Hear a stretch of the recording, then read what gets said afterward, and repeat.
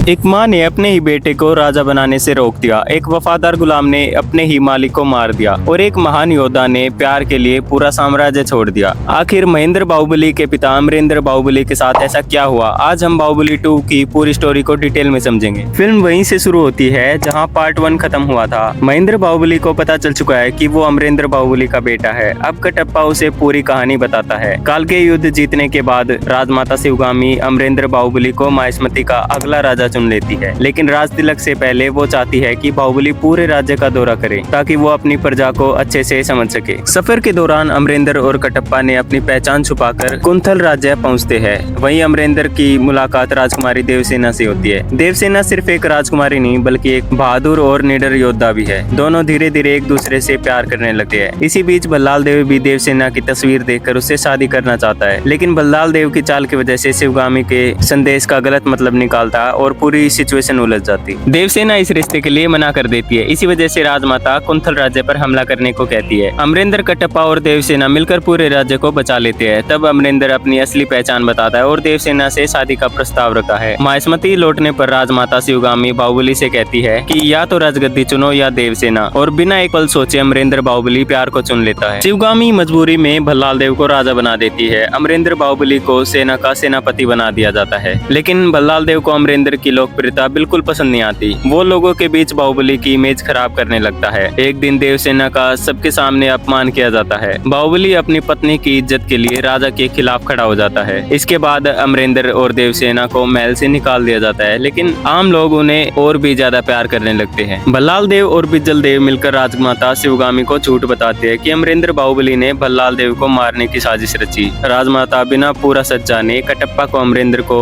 मारने का आदेश दे देती है। कटप्पा के लिए ये उसकी जिंदगी का सबसे मुश्किल फैसला था। वो बाहुबली से बहुत प्यार करता था, लेकिन उसकी जिंदगी का नियम था कि वो हमेशा राजगद्दी के आदेश का पालन करेगा। इसी मजबूरी में कटप्पा पीठ से वार करता है। मरते वक्त भी बाहुबली कटप्पा को माफ कर देता है। ये वो सीन है जिसने पूरे इंडिया को इमोशनल कर दिया था। बाहुबली की मौत के बाद भल्लाल देव देवसेना को 25 साल तक कैद में रखता है, लेकिन मरने से पहले राजमाता शिवगामी महेंद्र बाहुबली को बचा लेती है। अब सालों बाद महेंद्र सच जान चुका है। वो सेना को इकट्ठा करता है और माहिष्मति पर हमला कर देता है। फाइनल बैटल में महेंद्र और भल्लाल देव के बीच जबरदस्त युद्ध होता है। आखिरकार भल्लाल देव हार जाता है और देवसेना उसे जिंदा जलाकर अमरेंद्र बाहुबली की मौत का बदला ले लेती है। महेंद्र बाहुबली माहिष्मति का नया और न्यायप्रिय राजा बन जाता है। बाहुबली 2 सिर्फ एक एक्शन फिल्म नहीं बल्कि वफादारी, प्यार, त्याग और न्याय की कहानी है। इसीलिए आज भी इस फिल्म को इंडियन सिनेमा की ग्रेटेस्ट एपिक में गिना जाता है। अगर आपको ये स्टोरी एक्सप्लेन पसंद आई तो वीडियो को लाइक करें, चैनल को सब्सक्राइब करें और कमेंट में बताएं कि अगला मूवी एक्सप्लेन किस फिल्म का देखना चाहेंगे।